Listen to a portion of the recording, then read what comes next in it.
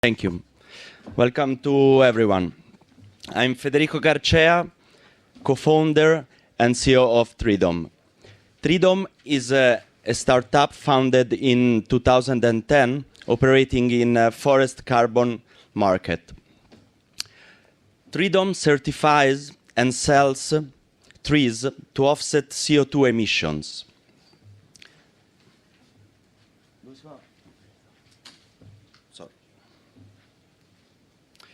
Treedom offers the possibility to plant a tree in deforested areas of the planet.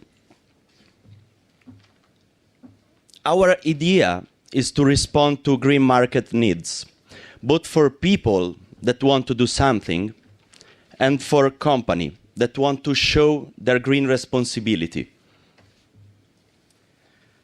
Do you know what Farmil is? It's a social game where people campaign for planting virtual trees. We simply thought that if there were people paying for planting virtual trees, we also could find people paying to plant real trees. Our idea of Treedom comes from it. We create a green market where to link planters with customers. Treedom certifies and checks trees planted and gets a fee for each transaction. But how do we certify forest carbon credit? With an innovative certification system based on transparency. So we will regularly upload new photo and satellite images of each tree. And people can check the growth of each tree and CO2 saved. So this system creates an emotional connection with your trees. Customers in our website can calculate their carbon footprint, give tree, choose a local project, and also tree species. For example, you can offset CO2 emission of your car for 1 year by planting 4 trees. It's very easy. You can plant a living tree today for €7 and watch it growing forever on the web. In just 1 year, we can count among our customers Enel, the world's largest carbon market operator, and the most recent one like Coop, Smart, Despot, Diners. We have already built more than €200,000 this year. Our customers have a personal page in our website where they can share this experience on social networks. For example, we plant 12,000 trees for Giovanotti to offset CO2 emissions of his last tour, and he decided finally to give 1 tree for each fan. Carbon market is growing fast. From 20 million tons of CO2 sold in 2002 to 200 million tons of CO2 sold in 2010. Our revenues expectation are planned on the number of reforestation projects here. We aim to plant 10 million trees by 2015. And our revenues expectation are 40 million trees. We are a team of young professionals with expertise in green marketing, carbon credit, media, and rural development.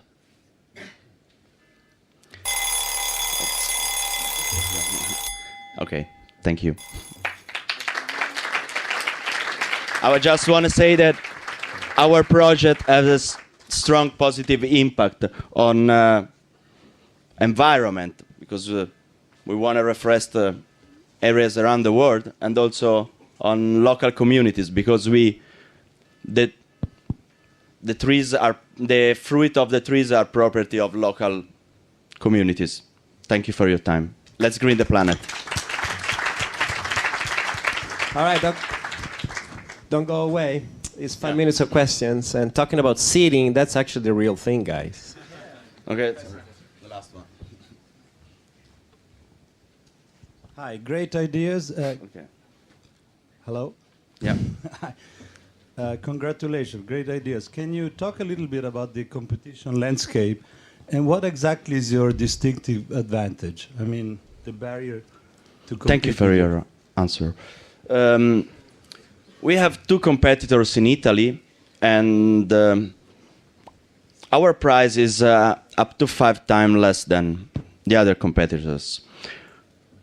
And international competitors, there are a lot of international competitors, especially in England. But our system is unique in the world, because we are the only company that make photo and satellite images to each tree. So our idea is to connect people who give money to planting trees with the trees. How do you do that, if you can explain it? Yeah. We work with the NGO and foundation in developing country, and we give our methodology for free. So we go there, we just train people to make photo, to make satellite images with we use like a drone. We are like now testing it, and so they make photo of it.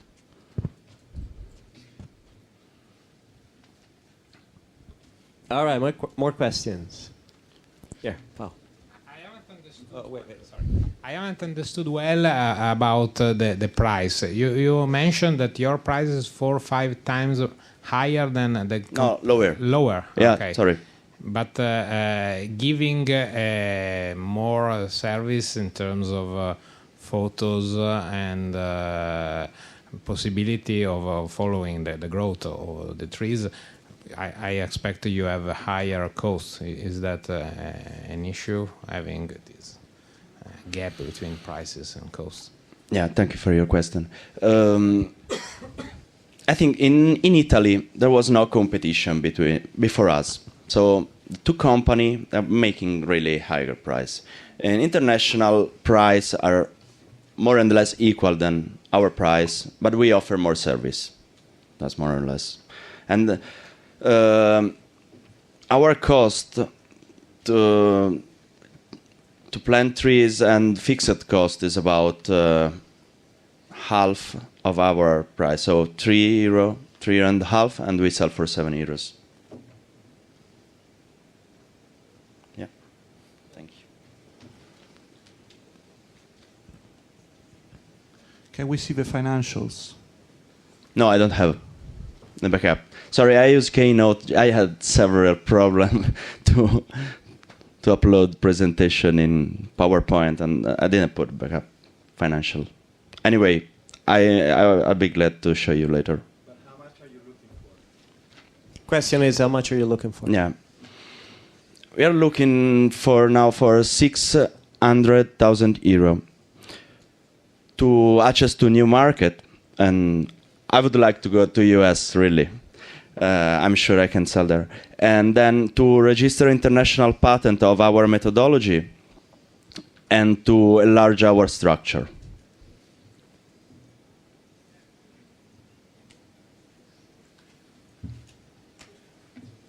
All right, we're time for one more question. Yes. From the audience also, not just investors. Right there. As a competitor, you've been Impatto Zero, carbon-free initiatives, or is a potential partner in the future? No. I mean, yes, Impatto Zero, and yeah, especially Impatto Zero. Then also there are other few small companies in Italy. Anyway, our bigger competitors in Italy is Impatto Zero.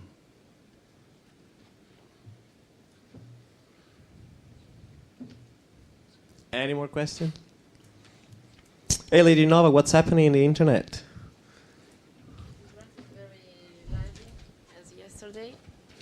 People are following us also via streaming, and the conversation is taking place, but we don't have many questions for now. Good, it was clear. So, All right then. Thank you, Federico. thank you to all of you.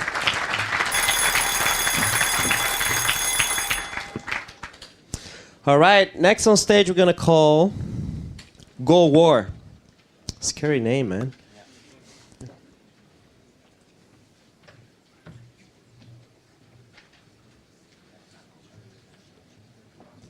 Right.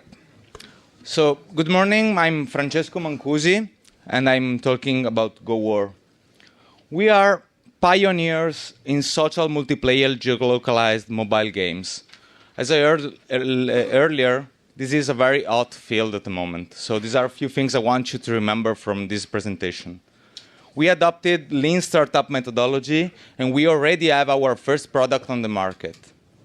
We are proprietary on the platform, and we can publish next titles we're gonna produce quickly and inexpensively. And we are looking for 400K to go on with our growth plan, and we need a VP of marketing and sales to do that. So keep that in mind. As I said, our first product is already on the market with Android and iPhone application.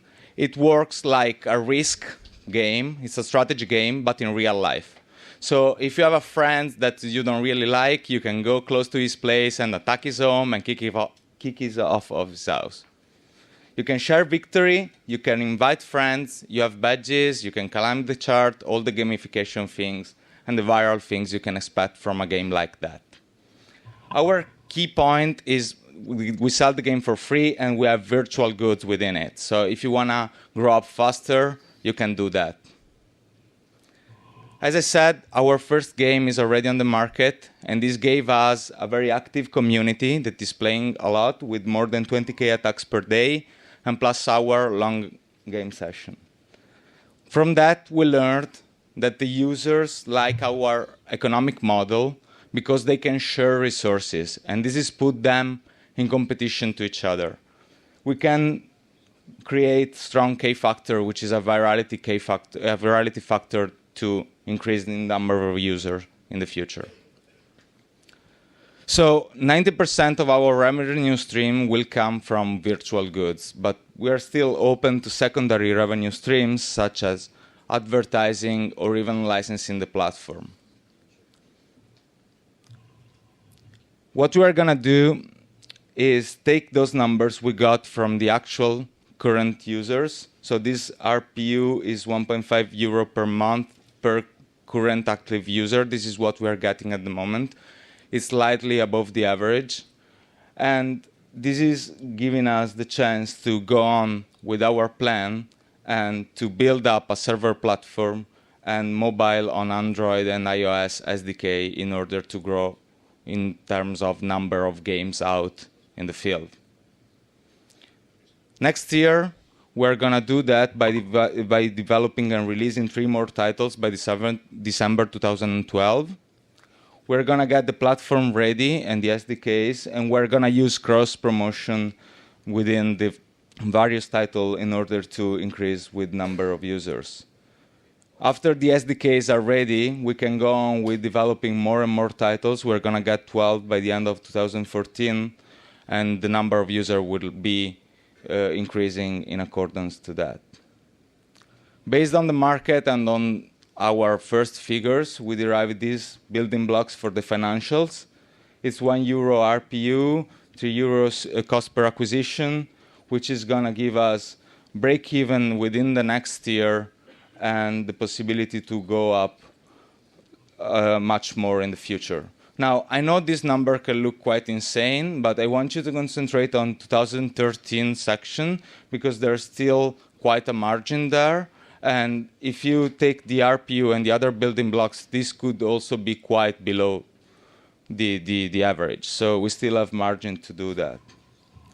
Our team is very strong in technical skills, and we already have startup experience because we worked in one before.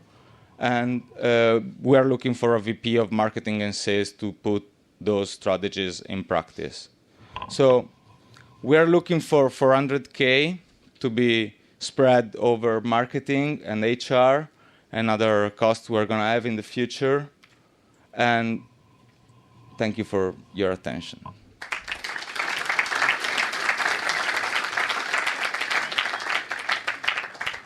Wow, you must have your fans there. Questions? All right. You say 30 seconds, which is good in your pitch. Now, it's a great pitch. I'm your fan and your user of GoWar. I didn't understand the slide, why the cost, the spread of the cost and the revenues on the following release of a new title. Can you explain me where is the scales of the cost? Well, the scale economy, I don't get. Yeah, can you this explain one? that? Yeah. All right. So basically, we are now 3 people working on the project full time plus 2 interns, and we are planning to hire more people in the future. But the SDK on the platform, on the server platform, and the server platform and the SDK on the clients are gonna make us be able to reduce the cost for the next titles. What we're gonna do is we're gonna have game designer and UX designer, which are gonna use new initiative to build new games, but basic blocks of the games are gonna stay the same. This is gonna save us a lot of time in development. The main cost driver, don't you think, will be marketing costs rather than development costs? From our business plan, we derived a marketing cost of about 20K per month per game for the initial stage, and then lowering that down. We found out that this could be quite enough to launch it. Then it depends on the game. We made an average of 12 games, but we have some games that are gonna go better than the others, and this can help us distribute the cost in marketing quite in a better way.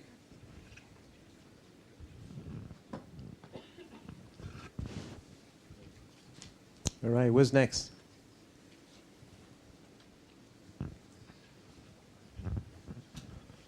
Could you just go back to the this one? Yeah, exactly. All right. And explain how you got the numbers. ARPUs and the CPAs, Yeah. especially. I mean, what's the model based on? So basically, the key factor is number of virality, and the number of user we invite more user, and how many of them get subscribed into the game. We adopted something in order to make user want to invite some other people. We reduces the resources in the game, so they will have to invite other people if they want to go on with that. Something like Dropbox does. So this is assumed by taking 30% of the user, inviting about 40 or 50 users, a friend of them, and 4% of the invites translate into a subscription. RPU is based on our current values, and is also compared to other games out in the field. But and this could be also quite conservative as a number, €1, even though we don't have a comparison with a geolocalized game, because we are like in this new field where we don't have a real competitor out in the market. And cost per acquisition is about €3, is also based on marketing studies, and this is our guess with those numbers. On this, can you explain me the RPPU? RPPU is average revenue per paying user. We are getting €25 per each paying user each month currently. Now, currently is more, is 37. This is our assumption for the future. Yeah.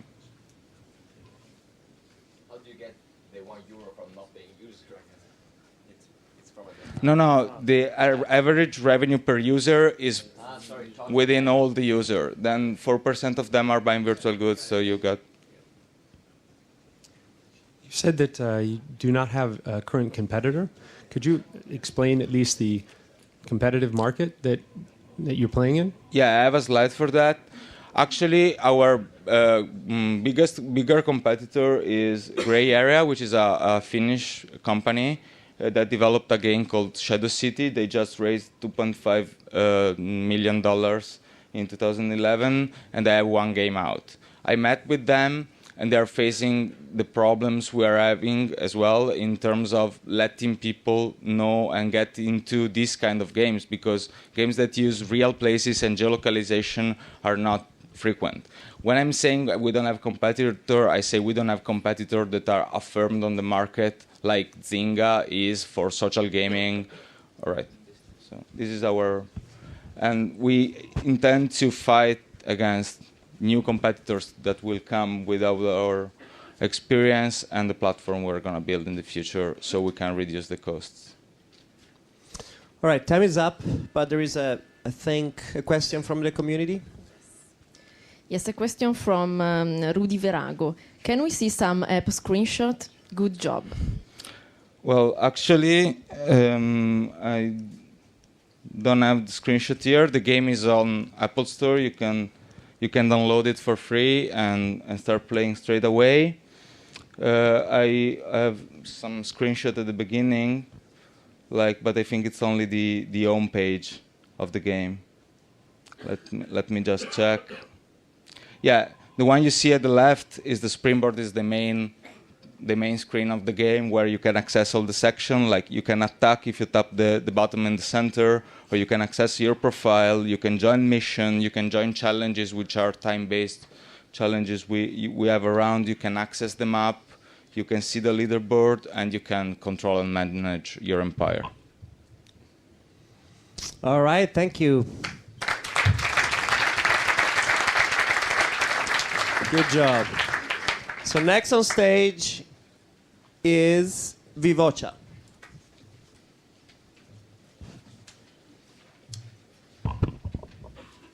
Good morning, everybody. I'm Gianluca Ferranti, one of the two co-founders of Vivocha. Have you ever abandoned an online purchase since you were not able to find all the information you needed? Probably yes, and you wouldn't be alone. Actually, 6 out of 10 consumers abandon online transactions since they can find immediate support. And 90% of the abandoned shopping cart will go cold within 1 hour. A huge missed opportunity for the e-commerce market. Here at Vivocha, we would like to fix all that, offering a cloud-based service that will allow any company to provide real-time support to their online shopper. And we will do that with a very simple application. You simply have to go to www.vivocha.com, sign up, choose your widget, fully customize them to make suitable for a website. You can change the color, the text, the position, or you can even create your own custom widget. Make them smart and create proactive engagement rule. You can decide which visitor to engage, on what pages, and how to do that. But especially, you can decide which channel you want to offer them. Vivocha is the only platform on the market that will offer a fully multimedia experience, offering chat, video, voice, and callback functionalities. And then you simply have to cut and paste a single line of code into your website. That's the only integration request. We already have a number of customers on the market that are using our technology, that are top player in their field in the telco business, utility market, financial institution, insurance companies, and retail and e-commerce in general. Vivocha can be used by any company online in any vertical market of any size. The global e-commerce business is growing double-digit, 5 times faster than the traditional brick-and-mortar market, and is expected to be a 1.4 trillion market by 2015. Considering an average transaction of 200 euros and a conversion rate that is hardly higher than 5%, we can expect at least 100 billion shopping sections. Our data show that at least 2% of the online shopper will ask for live help, and the analysts confirm that number. And charging our customer 0.5 euro per interaction, we have a potential market of at least 1.4 billion euros. But since at Vivocha we are paranoid about number and feedback, we made our own research and surveyed more than 1,700 online shoppers, and the number confirmed that 75% of them will increase his buying attitude if offered online help. And more than half will like proactive support offering. But also, our current customers show that we are on the right path. Enel, our current largest customer, saw a significant increase in the conversion rate after deploying Vivocha on their website. Vivocha will be based on a freemium model where the premium account will enjoy an all-inclusive paper interaction model that currently is not offered by anybody on the market. Vivocha is very simple to start and very fast to scale. The Vivocha team consists of myself with business, sales, and marketing experience, and Federico Pinna that have an extensive experience in R&D labs of the primary call center infrastructure provider worldwide. We are currently a team of 7 people. So we have the market, we have the product, we have the opportunity, we already have the customer, we already have all the KPI in place to monitor our growth, and it's now time to scale.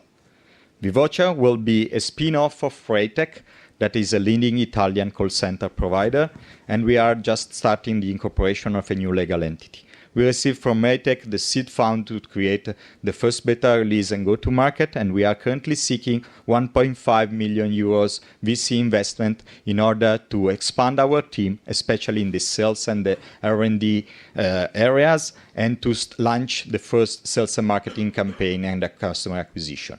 We want to also expand internationally very fast. Our goal is to get to 200 international customers and 1.5 million euro revenue within the second operational year.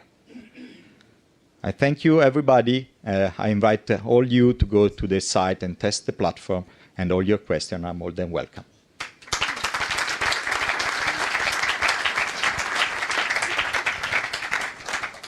Thank you. Let's see. Very good, very interesting. Thank you. Can you explain how do you think to do the marketing and the customer acquisition? And so I think the major part of the money you look for that. In that. Actually, Vivocha is what we call online customer interaction made easy. Myself, Federico, and Freitech, that is a company that is allowing all that, comes from a long experience in the call center and customer operation market. A market that is very traditional, comes from telco guys, people that used to bring boxes in-house.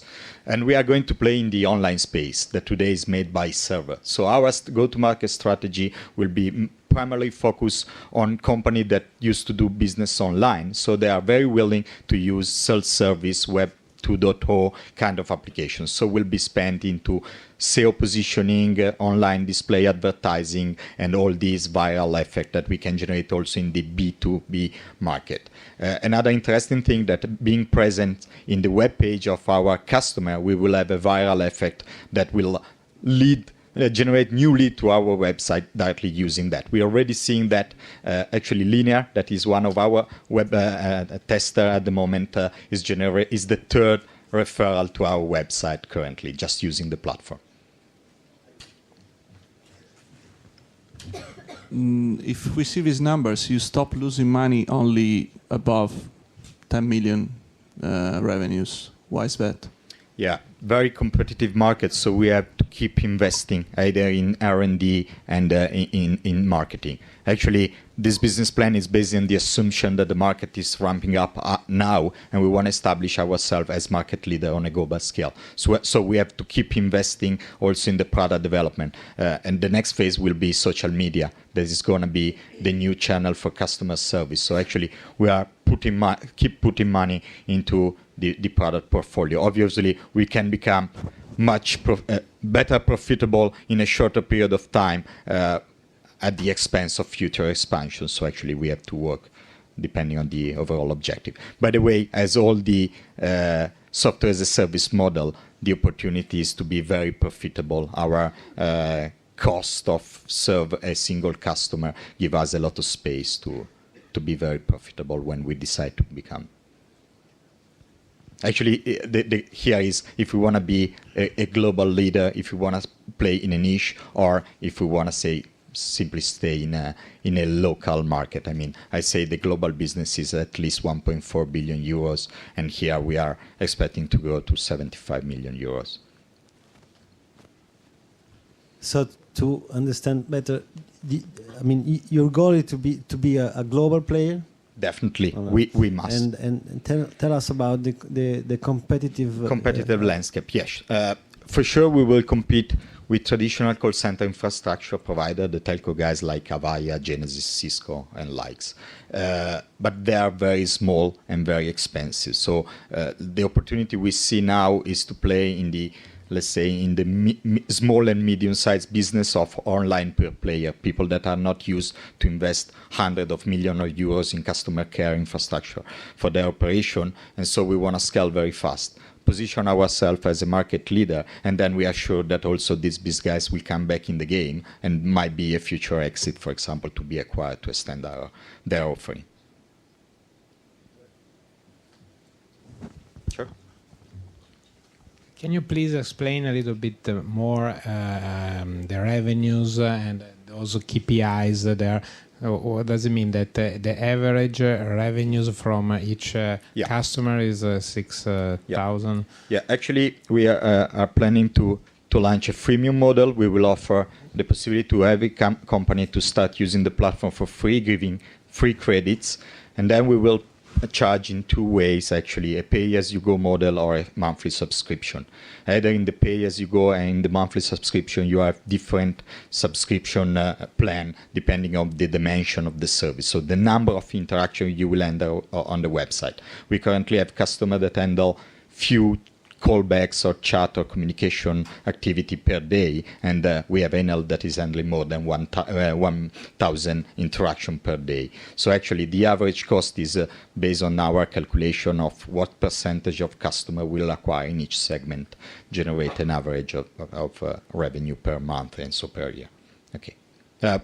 We are very open to discuss the figure in details. And you will after this. Thank you. Thank you too. All right, two more to go. So next is Timbuktu.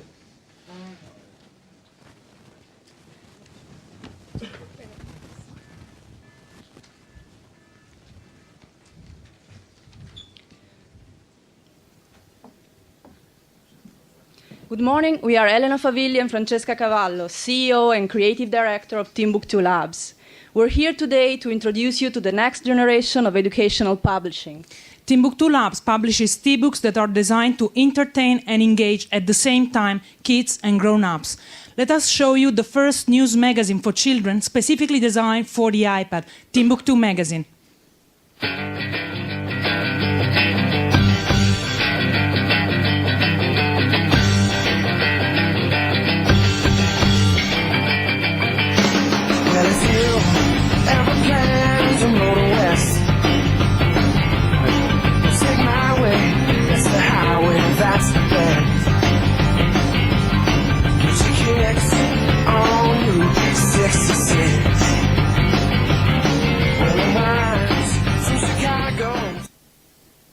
We launched the first issue of Timbuktu magazine in April, and without a single euro for marketing, we got 15,000 downloads, still growing, and 5 stars on the App Store. And after 6 months, 60% of our users are still active. We address the consumer market, and we already have users in more than 50 countries. We won the Working Capital Telecom Prize, and we were featured on Mashable, Wired, PBS, Internazionale, and many other news outlets around the world. And this is one of the comments that we received. We love to receive these kind of emails. We created strategic alliances with large players that provide us with distribution and technological support. And we are proud to announce that Timbuktu has recently attracted an amazing new partner, Reggio Children, nominated by Newsweek in the top 10 of the best educational institutions of the world. Reggio Children has schools in more than 30 countries. They will help us expand our user base, distribute our titles, and split revenues. We plan on growing quickly in number of titles and number of geographic and language markets. Our first priority is to expand the market penetration of Timbuktu magazine. That will be our main marketing platform. By 2015, we will have 40 titles plus the magazine in 6 languages, addressing also the Asian market with a Chinese and a Japanese version. The market opportunity at the intersection of tablet computers and education is huge and growing. There are now 50 million tablets, 10 million of which are owned by people with kids in our target. This market will become 5 times bigger in the next 5 years, thus bringing our addressable market to 50 million users. We will make money through a combination of paper book, advertising, subscriptions, distribution and licensing agreements. And Timbuktu magazine will be the main marketing and advertising platform for our other titles. We will distribute our titles on the App Store, on the Android market, on Amazon, and on Radio Children's channels. We create value through the creation and the distribution of the titles for kids and grown-ups, through the proprietary platform that we'll develop for the magazine, and by bringing for the first time the most advanced methods of education to the consumer market. But the core value of Timbuktu is its team.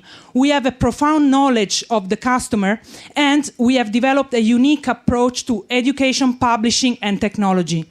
I studied at UC Berkeley and have more than 6 years of experience in publishing with some of the leading players of the industry in Italy and in the US. I have more than 5 years of experience as a Key-12 educator with an expertise in creative learning strategies, and I'm a serial social entrepreneur. We have also a great advisory board, and we are looking for a finance and marketing executive. So if any of you knows this person, please let us know. We have raised 50k euros and are now looking for 500k euros for our next phase of growth to expand the marketing platform of the magazine, hire digital marketing strategies, enter the Japanese market, which is now one of our biggest markets together with the US, and expand our user base. And these are the financial projections for the next 4 years. We assumed an ARPU of €1 and a conversion rate towards our other titles of 15%. These are probable exits. We listed some companies that have similar stories of acquisition with content-based companies like ours. We would like to thank you for your attention and leave you with a quote by Joey Ito, director of the MIT Media Labs. This is exactly what Timbuktu Labs is doing. Thank you. Thank you.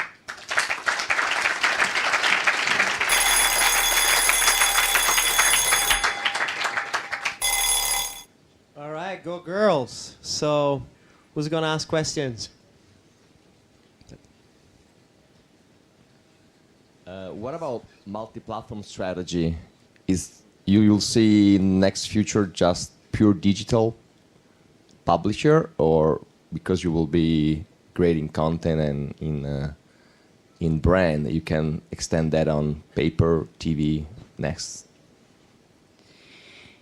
Yes, of course, our first priority is to expand our digital products. But yeah, for sure, we can consider also multi-platform strategies also in print if they happen with other partners.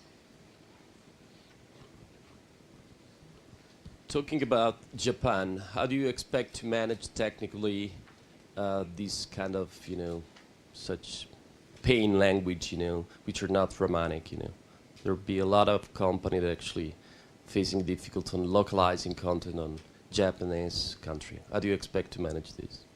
Since you've stated Japan will be because Japan is now our second market after the US. We will plan to have someone in Japan working on Japanese titles, of course.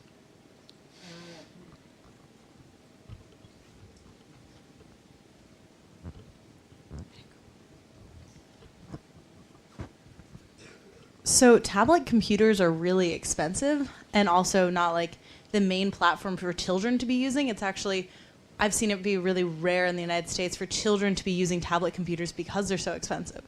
How do you expect to overcome this hurdle because children themselves are not using these very expensive pieces of equipment? Thank you for this question because actually iPad the iPad is expensive, but tablet computers are not so expensive and will be less and less expensive in the coming years. The Kindle Fire that just came out is much, much less expensive than the iPad.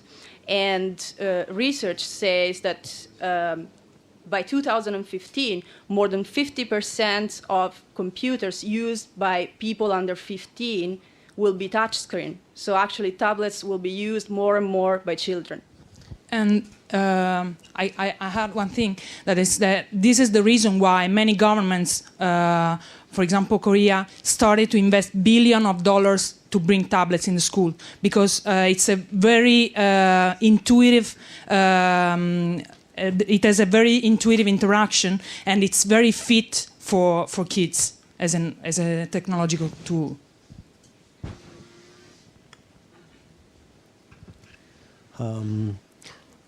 How are you going to spend those 500K that you're looking for? Yeah, this is the slide. We will use them to expand the marketing, the platform of the magazine, and then hire a digital marketing strategist that we're looking for now, and make the. Sorry. Yeah, that's the, yeah, and make the next 9 issues of Timbuktu magazine and enter the Japanese market in 2012. Sorry.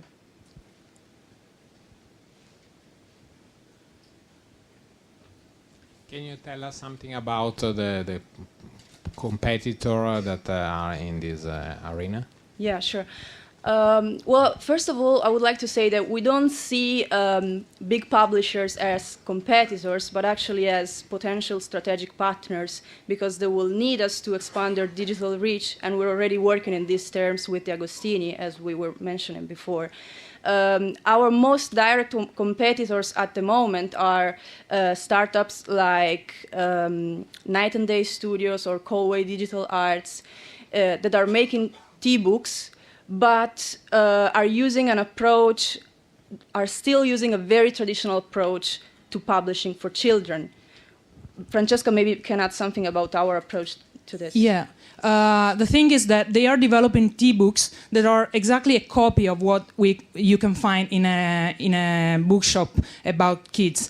That means products that don't consider that a book for children is usually read together by a grown-up and a kid.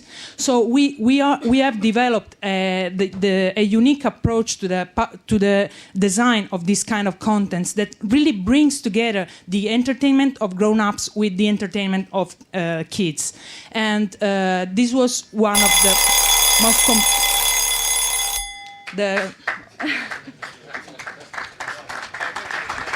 Yeah, this is why Reggio Children wants to work with us. Yeah. Yeah. Thank you. There's one last question from the crowd. Yes, that's not a question, but there is a lot of appreciation on the net, especially from men. And I'd like to write these comments. Chapeau, go Timbuktu duo, great stereo pitch at Mind the Bridge Venture Camp. And look at these two. They are true entrepreneurs. Go girls. Thank you. Thank you.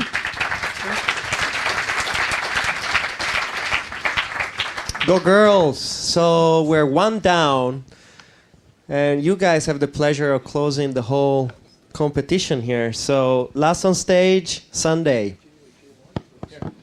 On the remote, please. No, okay.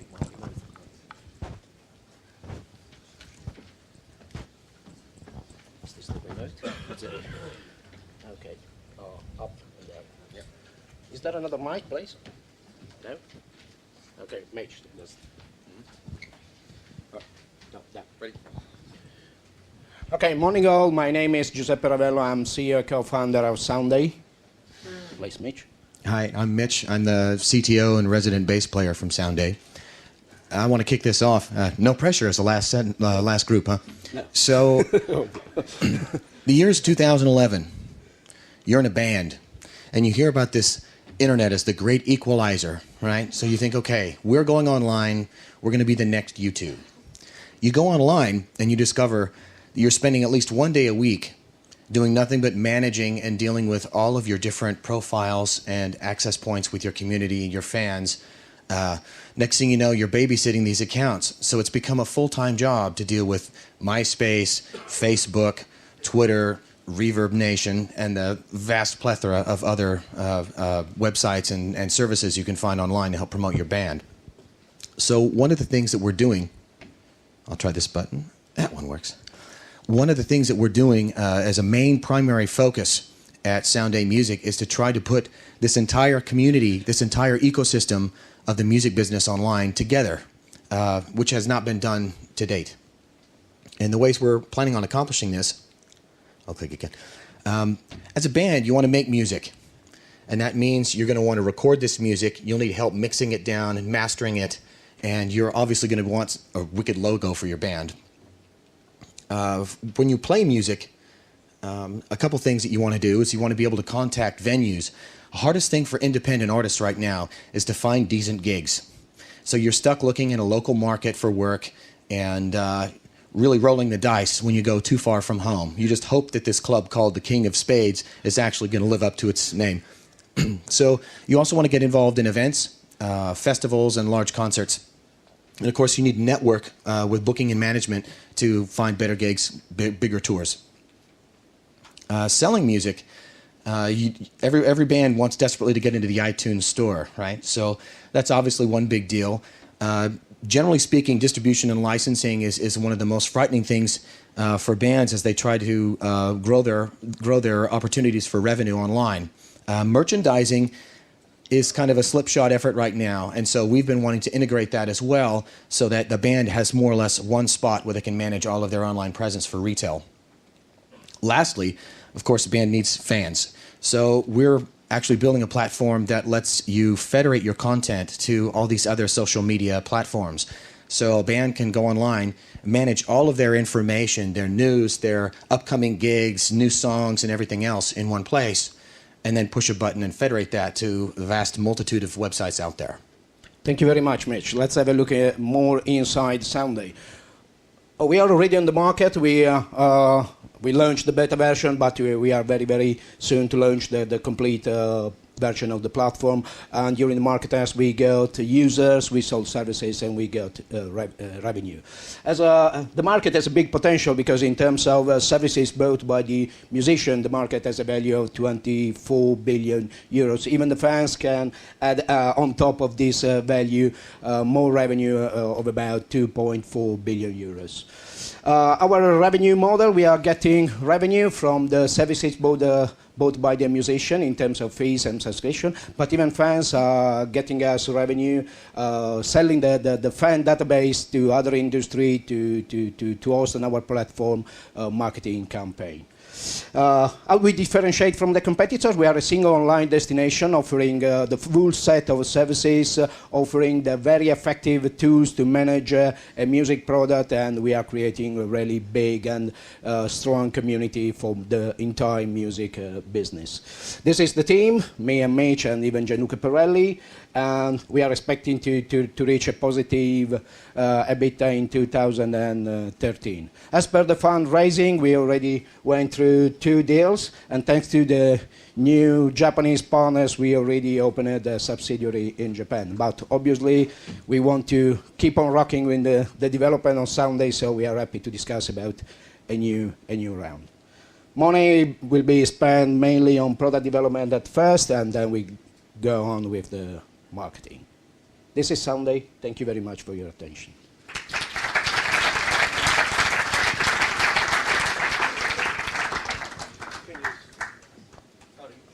Yep. Let's suppose I'm just one, X factor. How do you convince myself to close an agreement with Sounday and give you all my properties and whatever? Oh, first of all, we are not asking for rights to the artist. We are just offering to join the community and to have all the services and tools and the opportunity to get in touch with the community. This is what we are saying. We don't want your rights first. We are just offering services to you. But so you expect me to pay for this, right? Yeah. Okay. And you don't expect me to offer my music, on your community? No, you can offer your music, but there will be someone else, like labels, that is on the community that can make a deal with you for holding your right and promote your project. What we are doing is not being a label. We are just getting all the professionals all together to let them to arrange for deals very quickly, very effectively, very... Yeah, one thing real quick, not to butt in. A real good example of this is a band needs to have someone mix down their recordings. Musicians are great at making music, but they're usually very lousy at mixing music. You know, the bass player always cranks the bass up. Wow, that hurt. You can use the Sounday platform to find a sound engineer that you're looking for, specialized in the genre that you like to do, speaking a language that you're familiar with. You upload your music, you barter a price with them. So they you do the mix upload your downs. music. Yeah, we basically become that platform where, in a sense, a sound engineer can look at us as we are the internet for a sound engineer, because that's where they find work, that's how they get paid, and so on. And how much should I pay as an artist or a band? Well, it depends on the service that you want. You can get a sound engineer that only has a 1-star rating and has 1 paying customer, and you're going to pay this much. You can grab a sound engineer that has 5 stars and 50 customers, and you'll pay accordingly. So it's based on many different factors. Just to add one thing, we had artists from X Factor in Italy who bought services on Sounday. That's fun. Thank you. Yep.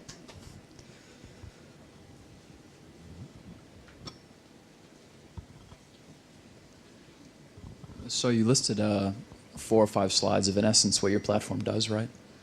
Do you have any screenshots or anything so we can actually get a feel of what this platform will be like when you log in? Well, okay. We decided to keep it undercover because we are really close to launch, and so it was our decision. Obviously, online there's the beta version, but the new one will be much more effective in graphic design and features.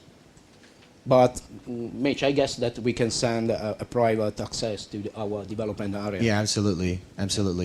The beta was kind of a proof of concept more than it was a beta. So now that that's done, we basically built our own platform internally, so we own it. We can tweak it how we see fit. And that's launching the end of this month.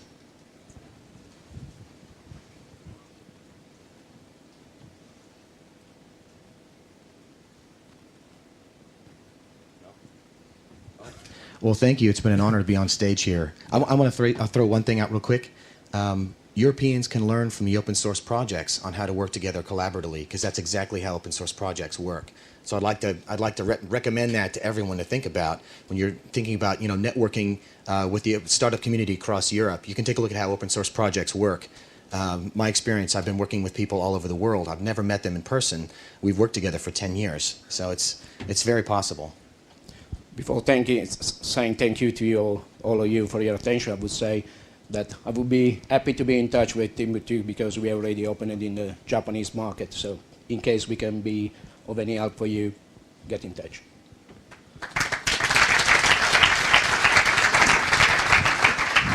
All right. You decided to cut yourself short of 1 minute. That's good.